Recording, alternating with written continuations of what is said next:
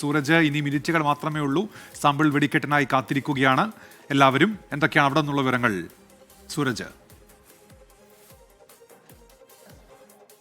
ഉന്മേഷ്, ഞാൻ തിരുവമ്പാടി ഓഫീസിന് മുകളിലത്തെ നിലയിലാണുള്ളത്. അതായത് തൃശ്ശൂരുകാരെ സംബന്ധിച്ച് ഏറ്റവും നന്നായിട്ട് തിരുവമ്പാടിയുടെ വെടിക്കെട്ട് കാണാൻ കഴിയുന്ന ഒരിടം എന്ന് പറയുന്നത് തിരുവമ്പാടി ദേവസ്വം ഓഫീസിന് മുകളിലാണ്. പ്രത്യേകിച്ച് ഈ പൂരപ്പറമ്പ് ഇതിനോട് ചേർന്നൊരു മേഖലയിലാണ്. അത് ദൃശ്യങ്ങളിലേക്ക് പോയി കഴിഞ്ഞാൽ നമുക്ക് കാണാം, അവിടെ തിരുവമ്പാടിയുടെ വെടിക്കെട്ടിനുള്ള എല്ലാ ഒരുക്കങ്ങളും പൂർത്തിയായിരിക്കുന്നു. വലിയ മാധ്യമ സംഘം തന്നെ ഇതിന് മുകളിൽ നിലയുറപ്പിച്ചിട്ടുണ്ട്. അവരെല്ലാവരും തന്നെ ക്യാമറയൊക്കെ ഇതിന് മുകളിൽ വെച്ച് നമുക്കത് ദൃശ്യങ്ങളിൽ കാണാം. വലിയൊരു മാധ്യമ സംഘം തന്നെ ഇതിന് മുകളിൽ ക്യാമറയൊക്കെ വെച്ച് നിലയുറപ്പിച്ചിരിക്കുന്നു. അതോടൊപ്പം തന്നെ തിരുവമ്പാടിയുടെ ആളുകൾ എല്ലാവരും തന്നെ അവിടെ സജ്ജമായിട്ടുണ്ട്. ഇത്തവണ ഈ വെടിക്കെട്ട് നടക്കുന്ന ഭാഗത്ത് ഈ ഓരോ ദേവസ്വത്തിന്റെയും ആളുകളെ വളരെ കുറച്ചു മാത്രമാണ് വിന്യസിപ്പിച്ചിട്ടുള്ളത്. കഴിഞ്ഞ തവണ എല്ലാം ചെറിയ പ്രശ്നങ്ങളൊക്കെ ഉണ്ടായതിന്റെ പശ്ചാത്തലത്തിലാണ് പ്രത്യേക പാസ് എല്ലാം നൽകിയാണ് ഈ വെടിക്കെട്ട് നടക്കുന്ന മേഖലയിൽ ആളുകളെ വിന്യസിപ്പിച്ചിട്ടുള്ളത്. അത് ഓരോ ദേവസ്വത്തിനും നിശ്ചിത ആളുകളുടെ എണ്ണം ജില്ലാ ഭരണകൂടവും പോലീസും എല്ലാം ചേർന്ന് നിശ്ചയിച്ച് നൽകുകയായിരുന്നു. അവർ മാത്രമാണ് അവിടെ ഉള്ളത്. ഇതോടൊപ്പം തന്നെ തിരുവമ്പാടി ദേവസ്വം ക്ഷണിച്ചെത്തിയ ആളുകളുണ്ട്. അതോടൊപ്പം തന്നെ ദേവസ്വം ഭാരവാഹികളുണ്ട്. അവർക്കൊക്കെയാണ് ഇവിടെ നിന്ന് വെടിക്കെട്ട് കാണാനുള്ള ഒരു അവസരമായി കരുതുന്നത്.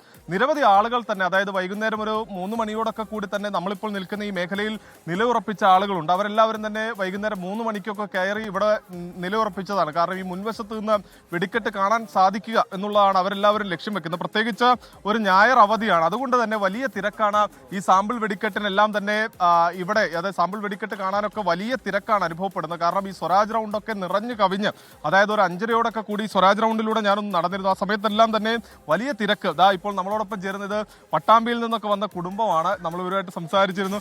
വെടിക്കെട്ട് കാണാൻ വേണ്ടി വന്നതാണോ? കണ്ടിട്ടുണ്ട് ഇതിനു മുമ്പ് വെടിക്കെട്ട്?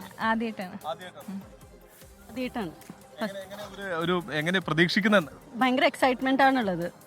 ഇതുവരെയ്ക്കും ഇങ്ങനെ അടുത്ത് നിന്നിട്ടൊന്നും കണ്ടിട്ടില്ല. So very excited, waiting for it. അതുപോലെ തന്നെ ഉന്മേഷ്, ഒരു കാര്യം പറയാനുള്ളത്, നമ്മുടെ ഈ ക്യാമറ ചലിപ്പിക്കുന്ന ബിനേഷ് ബാബുരാജാണ്. പ്രേക്ഷകരൊക്കെ പലപ്പോഴും ചോദിക്കാറുണ്ട് ബിനേഷ് ബാബുരാജിനെ ഒന്ന് കാണിക്കുമോ എന്ന്. എന്തായാലും ബിനേഷ് ബാബുരാജിന്റെ ഭാര്യയാണ് ഈ നിൽക്കുന്നത്, അല്ലേ? വെടിക്കെട്ട് ഇത്രയും കാലത്തിനിടയ്ക്ക് കണ്ടിട്ടില്ല എന്ന് തോന്നുന്നു, അല്ലേ? ഇല്ല, ഞങ്ങൾക്ക് വീട്ടിലിരുന്നാ കാണാവുന്നതാണ്. നേരിട്ട് വന്ന് ഇത്രയും അടുത്ത് കണ്ട ഫസ്റ്റ് ടൈമാണ്. ആദ്യമായിട്ടാണ് വരുന്നത് വെടിക്കെട്ട്? സാമ്പിൾ കാണാൻ ആദ്യമായിട്ട് വരുന്നത്. കാര്യമൊക്കെ വെടിക്കെട്ട് കണ്ടില്ല എന്ന് പറഞ്ഞാൽ മോശമാണ്. അതെ, കൊണ്ടുപോകാൻ പറയാം ഹസ്ബൻഡിന്റെ അടുത്ത്. ഇവിടെ ജോലിയുണ്ട്.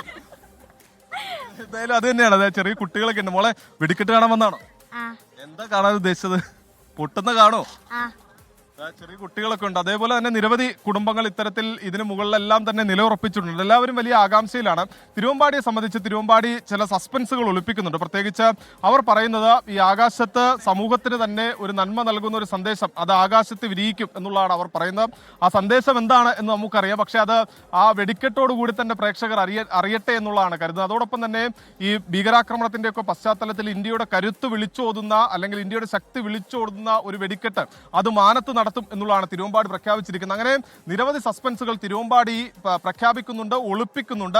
അതെല്ലാം തന്നെ അല്പസമയം, അതായത് മിനിറ്റുകളുടെ ഇടവേള മാത്രമാണ് ഇനി അവശേഷിക്കുന്നത്. അതെന്തൊക്കെയാണെന്ന് കാണാൻ മിനിറ്റുകൾ മാത്രമാണ് അവശേഷിപ്പിക്കുന്നത്. അപ്പോഴും പാറമേക്കാവ് എന്തൊക്കെ കൗതുകങ്ങളാണ് ഒളിപ്പിച്ചിരിക്കുന്നത് നമുക്ക് ഇതുവരെയും ഒരു സൂചനയില്ല. പാറമേക്കാവും അത്തരത്തിൽ ചില കൗതുകങ്ങളെല്ലാം ഒളിപ്പിച്ചു വെച്ചിട്ടുണ്ടെന്നുള്ളതാണ് പറയുന്നത്. ഉന്മേഷ്, ഒരു പ്രധാനപ്പെട്ട കാര്യം ഈ പെസോ നിയമം, അതായത് മുമ്പാണ് ഈ പെസോ നിയമം ചില ഭേദഗതി പെസോ കൊണ്ടുവരുന്നത്. അത് ഈ തൃശൂർ പൂരം വെടിക്കെട്ടിനെ തന്നെ വലിയ അനിശ്ചിതത്വത്തിലേക്ക് തള്ളിവിടുന്ന ഒരു സാഹചര്യം ഉണ്ടായിരുന്നു. അതായത് ഈ വെടിക്കെട്ട് നടത്താൻ പോലും കഴിയാത്ത ഒരു സാഹചര്യത്തിലേക്ക് കാര്യങ്ങൾ പോയിരുന്നു. ആ സമയത്ത് സംസ്ഥാന സർക്കാരിന്റെ ഭാഗത്തു നിന്നുണ്ടായ ഒരു സുപ്രധാന ഇടപെടൽ അതാണ് ഈ വെടിക്കെട്ടിനെ സുഗമമായി നയിക്കുന്നതിലേക്ക് നയിച്ചത് എന്ന് നമുക്ക് ഈ ഘട്ടത്തിൽ പറയാതിരിക്കാൻ കഴിയില്ല. കാരണം സാധാരണ നടത്തുന്ന ഫയർ ലൈൻ, അതായത് ഈ വെടിക്കെട്ട് നടത്തുന്ന ലൈൻ, അത് കുറച്ചുകൂടി ഈ വടക്കുംനാഥ ക്ഷേത്രത്തിന് അടുത്തേക്ക് വലിക്കുന്നു. അങ്ങനെ അടുത്തേക്ക് വലിച്ചുകൊണ്ട് ഈ ഫയർ ലൈനും ഇത് കാണുന്ന കാണികളും തമ്മിലുള്ള ദൂരപരിധി കുറയ്ക്കുന്നു. അതോടൊപ്പം തന്നെ ഈ വെടിക്കെട്ട് പുര അത് കാലിയാക്കിയിടുന്നു. പൂർണ്ണമായും അവിടെയുള്ള വെടിക്കെട്ട് സാമഗ്രികളെല്ലാം തന്നെ അവിടെ നിന്ന് ഒഴിപ്പിച്ച് ആ വെടിക്കെട്ട് പുര കാലിയാക്കിയിടുന്നു. അങ്ങനെ ഈ പെസോയുടെ നിയമത്തെ